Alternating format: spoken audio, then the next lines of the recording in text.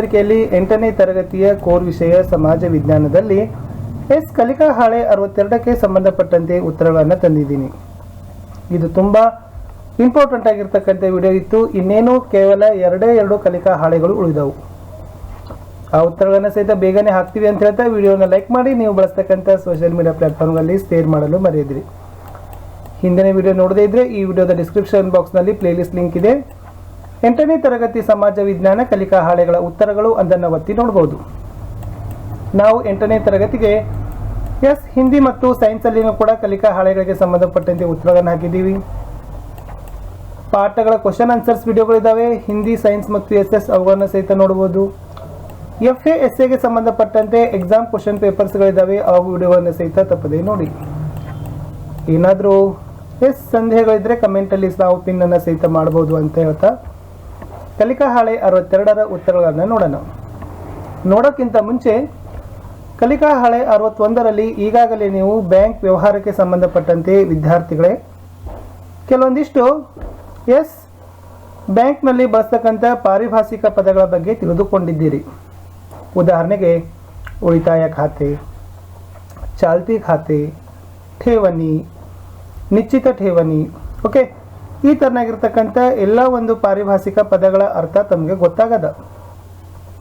ಇವಾಗ ಅದರ ಮುಂದುವರೆದ ಕೆಲವು ಚಿತ್ರಗಳಿಗೆ ಕೊಟ್ಟಿದ್ದಾರೆ. ಆ ಚಿತ್ರಕ್ಕೆ ಸಂಬಂಧಪಟ್ಟಂತೆ ವಿವರಣೆಗಳನ್ನು ಬರೀಬೇಕು.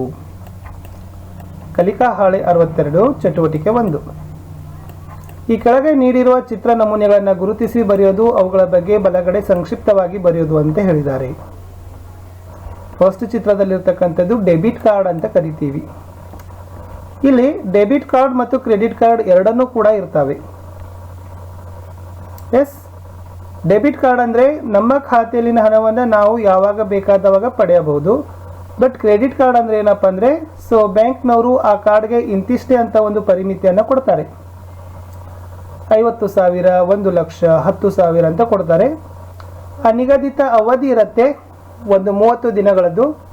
ಆ 30 ದಿನಗಳ ಅವಧಿಯಲ್ಲಿ ಹಣ ಪಡೆದು ಮತ್ತೆ ಕಡೆಯ ದಿನಾಂಕ ಇರುತ್ತದೆ, ಬಿಲ್ಲಿಂಗ್ ಡೇಟ್ ಅಂತ ಬರ್ತದೆ. ಆ ಡೇಟ್ ಒಳಗಡೆ ಮತ್ತೆ ನಾವು ಬಳಕೆ ಮಾಡಿರ್ತಕ್ಕಂಥ ಹಣದ ಮೊತ್ತವನ್ನು ಮತ್ತೆ ಆ ಕಾರ್ಡಿಗೆ ನಾವು ಏನು ಮಾಡಬೇಕಾಗ್ತದೆ, ಜಮೆಯನ್ನು ಮಾಡಬೇಕಾಗ್ತದೆ. ಅದು ಕ್ರೆಡಿಟ್ ಕಾರ್ಡ್. ಎರಡು ಕಾರ್ಡ್ ಸೇಮ್ ಇರ್ತಾವೆ, ಡೆಬಿಟ್ ಕಾರ್ಡ್ ಮತ್ತು ಕ್ರೆಡಿಟ್ ಕಾರ್ಡ್ ಅಂತ ಎರಡು ಇರ್ತಾವೆ ಅಷ್ಟೇ. ಇದು ಡೆಬಿಟ್ ಕಾರ್ಡ್ಗೆ ಸಂಬಂಧಪಟ್ಟಂತೆ ವಿವರಣೆಯನ್ನು ನೋಡೋಣ. ಖಾತೆದಾರ ತನ್ನ ಖಾತೆಯಲ್ಲಿನ ಹಣ ಮರಳಿ ಪಡೆಯಲು ಬ್ಯಾಂಕ್ಗೆ ತೆರಳದೆ ಅವುಗಳನ್ನು ATM ಮಷಿನ್ಗಳ ಮೂಲಕ ದಿನದ ಯಾವುದೇ ಸಮಯದಲ್ಲಾದರೂ ಹಣವನ್ನು ಪಡೆಯಬಹುದು. ಬ್ಯಾಂಕಲ್ಲಿ ನಮ್ಮ ಖಾತೆ ಇರ್ತದ, ಆ ಖಾತೆಯಲ್ಲಿ ಹಣ ಇರ್ತದ.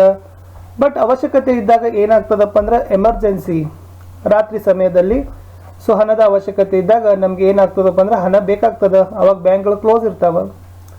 ಆ ಸಮಯದಲ್ಲಿ ನಾವು ಏನು ಮಾಡ್ಬೋದು, ಬ್ಯಾಂಕ್ನವರ ಒಂದು ATM ಮಷಿನ್ ಅಂತ ಕರೀತಾರೆ, ಆಟೋಮೇಟೆಡ್ ಟೆಲ್ಲರ್ ಮಷಿನ್ ಅಂತ ಕರೀತಾರೆ.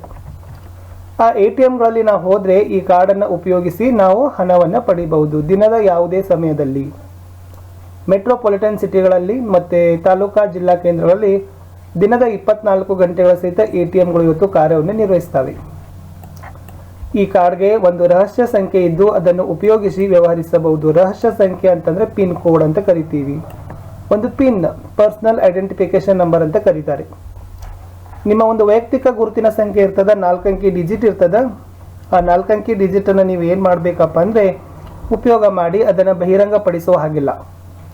ಯಾಕಂದ್ರೆ ಕಾರ್ಡ್ ಕಳೀತು ಅಥವಾ ಕಾರ್ಡ್ ಮೇಲೆ ಏನಾದರೂ ನಿಮ್ಮ ಪಿನ್ನನ್ನು ಬರೆದಿದ್ರೆ ಅಂದ್ರೆ ನಿಮ್ಮ ಹಣದಲ್ಲಿರ್ತಕ್ಕಂಥ ಖಾತೆಯಲ್ಲಿರ್ತಕ್ಕಂಥ ಎಲ್ಲ ಹಣವನ್ನು ನೀವು ಬೇರೆಯವ್ರಿಗೆ ಕೊಟ್ಟಂಗಾಗ್ತದೆ.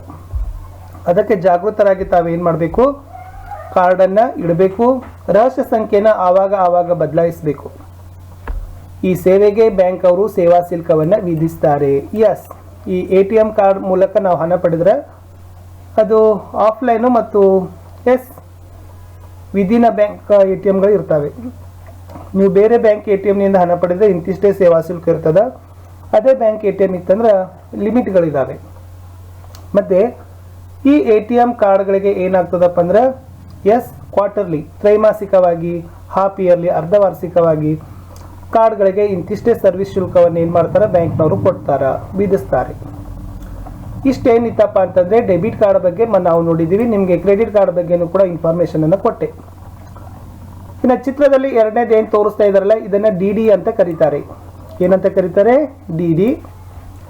ಇದನ್ನು ಡಿಮ್ಯಾಂಡ್ ಡ್ರಾಫ್ಟ್ ಅಂತ ಕರೀತಾರೆ. ಏನಂತಾರು? Demand draft. ಸೊ ಅದನ್ನು ಕನ್ನಡದಲ್ಲಿ ಬ್ಯಾಂಕ್ ಹುಂಡಿ ಅಂತ ಕರೀತಾರೆ. ಡಿಮಾಂಡ್, ಇದು ಡಾಗಬೇಕು, ಇದು ಡಿಮಾಂಡ್ ಡ್ರಾಫ್ಟ್, ಕನ್ನಡದಲ್ಲಿ ಬ್ಯಾಂಕ್ ಹುಂಡಿ ಅಂತ ಕರೀತಾರೆ. ನೋಡೋಣ, ಬೇರೆಯವರಿಗೆ ಹಣ ಕಳುಹಿಸೋದಾದರೆ ಮುಂದಾಗಿ ಹಣ ತುಂಬಿ ಇದನ್ನು ಪಡಿಬೇಕು.